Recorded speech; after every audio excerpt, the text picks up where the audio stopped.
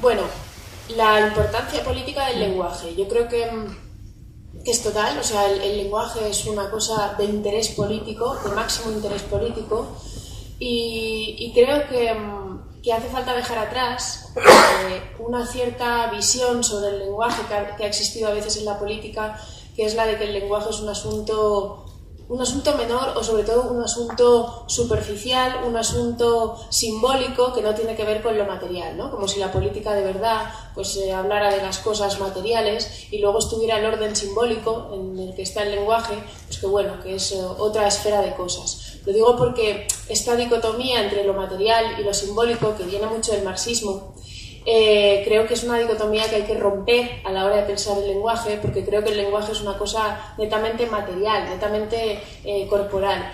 Y en esto creo que de hecho hay filósofas feministas contemporáneas enormemente interesantes que justamente hacen una revisión del marxismo y de esa manera pues muy burda de entender el lenguaje como una cosa que estaría en un orden, pues ya digo, como ideológico, simbólico y alejado de los cuerpos, la materia y eso que compete a la economía, a la política y tal.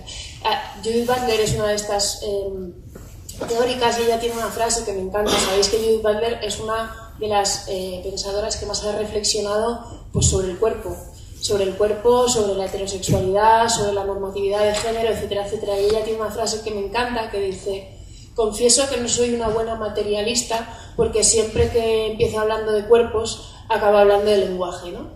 Y viene a decir un poco esto, ¿no? El lenguaje es pura corporalidad. Y como es pura corporalidad, está atravesado completamente por el poder, como lo están los cuerpos, ¿no? Entonces, en el lenguaje se da el juego de poder que se da en la realidad y el lenguaje, por tanto, puede servir tanto para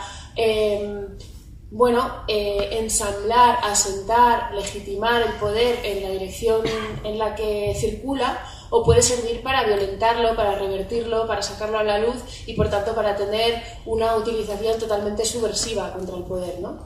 Y el lenguaje es un terreno en el que nunca hay neutralidad, siempre es un terreno de poder y, por tanto, siempre es un terreno político, ¿no? En este sentido. ¿Qué concepción del lenguaje creo que es políticamente interesante? Y luego a ver si llego a poner algunos ejemplos en concreto.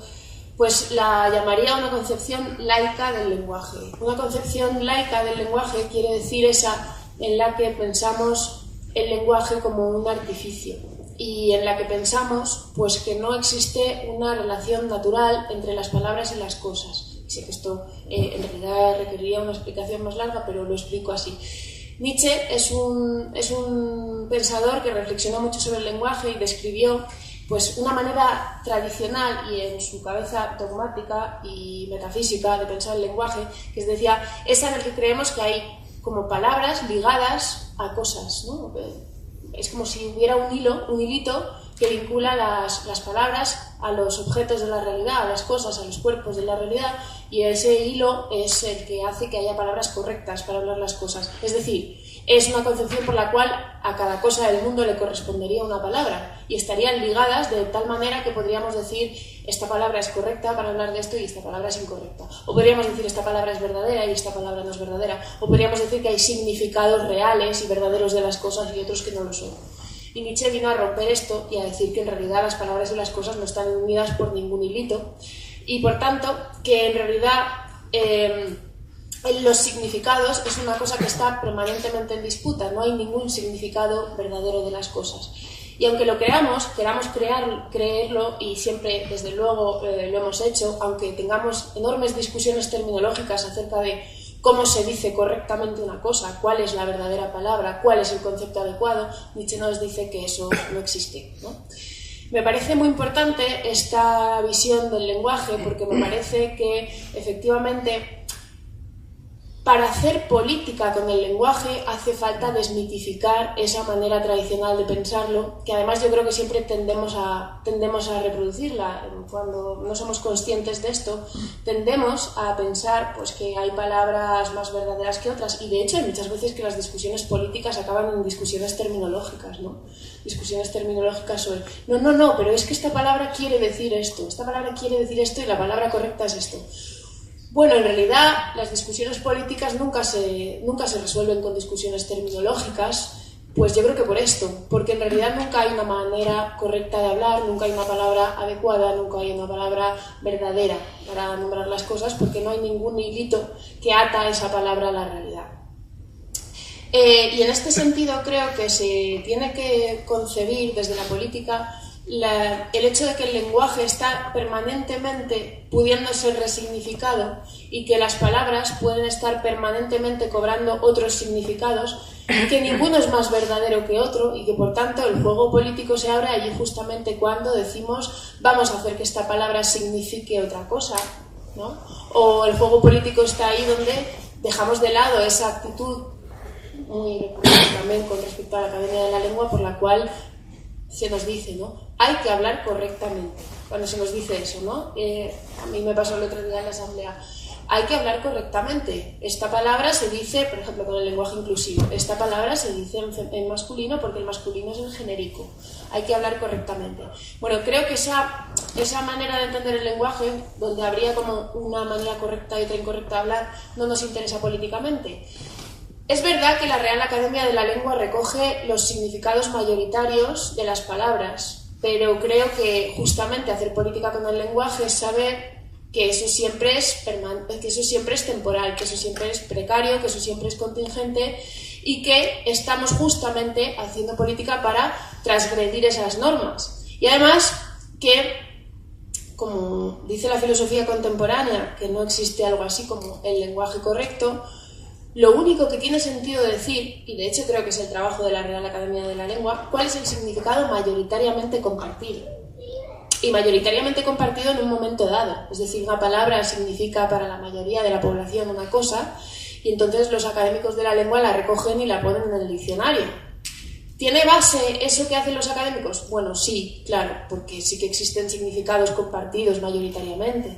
Su trabajo es un trabajo conservador. ¿Por qué? Porque viene después de que los usos de las palabras se pongan en práctica. ¿Y tiene sentido ese trabajo? Yo creo que sí. Ahora bien, políticamente, en modo alguno, tenemos que limitarnos a eso. Políticamente lo que tenemos que hacer es tener la capacidad de inventar nuevas palabras y tener la capacidad de disputar significantes y significados nuevos.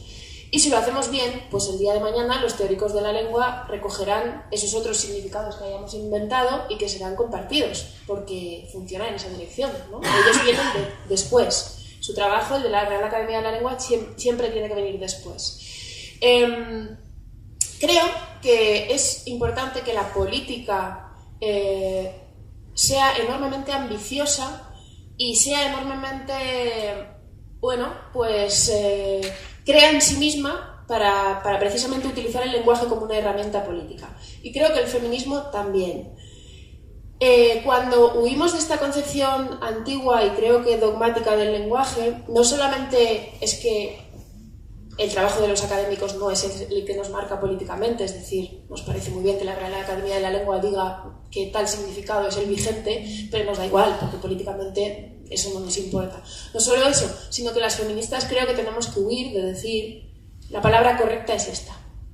Y tenemos que huir de decir eso también en cuanto a nuestros propios diccionarios feministas. ¿A qué voy? Voy a que creo que la manera de trabajar políticamente con el lenguaje es esta en el que nos tomamos en serio, pero hasta el final y de verdad, que las palabras no significan cosas, objetivamente, que las palabras no tienen un significado único, verdadero, eterno, ni uno correcto. Y que, por tanto, a lo más a lo que podemos llegar es a decir que una palabra significa en la mayoría de la población de la España actual, por ejemplo, del 2017, una cosa. Y que nos tomemos muy en serio esto. Esa palabra significa lo que signifique actualmente para la gente. Y si para nosotras las feministas significa otra cosa, bueno, es uno de los significados de la palabra, pero desde luego no el más compartido. Y por tanto, hay un trabajo político que hacer allí donde las palabras con significados feministas no son mayoritariamente compartidos, porque no lo significan. Porque las palabras significan lo que es real y de hecho significan en la cabeza de la mayoría de las personas, ¿no? Quiero decir que huyamos también nosotras mismas de empeñarnos en reivindicar los significados que nosotras queremos darles a las palabras. Si no lo tienen, porque no lo tienen mayoritariamente, entonces hay que hacer un trabajo político con eso, ¿no? ¿Qué otras consecuencias tiene que el lenguaje sea esa cosa que podemos malear y modificar? Bueno, creo que podemos disputar significantes, es decir, hay palabras que pueden no significar algo, pero con un trabajo político pues lo podemos conseguir. Y en esto insisto también, creo que tenemos que ser súper ambiciosas. Podemos ha hecho, por ejemplo, una operación lingüística muy interesante con la palabra patria. Os acordaréis de que hace unos cuantos años, cuando se decía patria, era una palabra que en realidad era patrimonio de la derecha y que significaba una serie de cosas con las que nosotras y nosotros nunca jamás nos hubiéramos querido identificar, y sin embargo Podemos empezó a nombrar con esa palabra otras cosas, empezó a explicarla de otra manera. Y en realidad hemos conseguido hacer una operación, efectivamente, y es una operación políticamente súper interesante. ¿Por qué? Porque le hemos dejado al adversario sin su palabra fetiche, porque ahora cada vez que ellos quieran usar esa palabra no les sale tan bien, ¿no? ¿Y qué es ser aquí arriesgado y ambicioso? Pues que no nos digamos, y vuelvo al feminismo, que no nos digamos que no usemos las palabras del enemigo, que no nos digamos no usemos esta palabra porque esta palabra no es de las nuestras, que nos digamos, esta palabra es de ellos y si la vamos a robar, porque podemos hacer ese trabajo político, podemos hacerlo. Hay muchas, además, operaciones lingüísticas muy interesantes en la historia del movimiento feminista y LGTBI que consisten justamente en dejar al adversario sin sus palabras. Por ejemplo, cuando el movimiento LGTBI dice tú me llamas marica, pues yo me voy a llamar marica. Y cuando nosotros mismos lo digamos, resulta que te voy a dejar sin tu insulto, porque tú lo dices con un significado, pero cuando nosotros nos lo apropiamos, ese significado inevitablemente cambia por el hecho de que lo digamos nosotros mismos, ¿no? No solo marica, también la palabra queer, es esa misma apropiación de una palabra despectiva que cuando nosotras lo robamos, pues de repente hace aguas, ¿no? Como un insulto.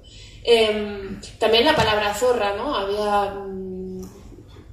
Hay muchas feministas que han reivindicado esta palabra. Me insultas con una palabra que yo misma voy a utilizar y me la voy a quedar, así que te dejo sin herramientas, ¿no?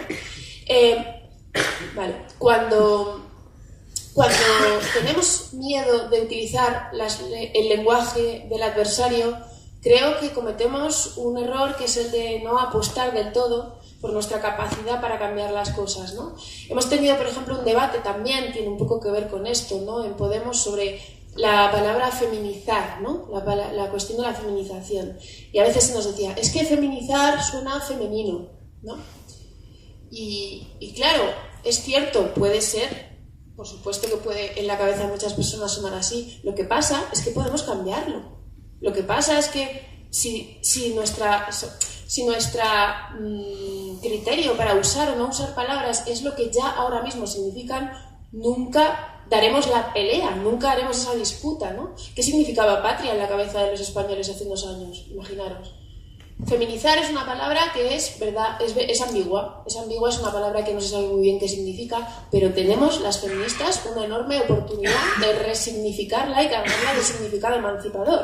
Y por cierto, es una palabra que justamente está bastante vacía de significado. La gente no sabe muy bien qué es eso, ¿no?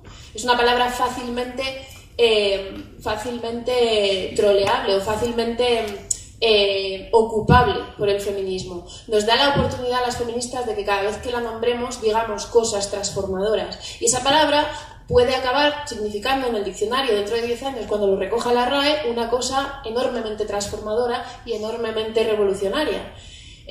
Me preocupa a veces la actitud que tenemos las feministas de ser ultraconservadoras con nuestros propios términos, nuestras propias palabras, y huir de la posibilidad de que las palabras sean ambiguas y, por tanto, huir de la posibilidad de disputarlas. Es que no las vamos a disputar si no entramos en ese terreno, ¿no? Creo que Podemos tiene una enorme capacidad para transformar el lenguaje.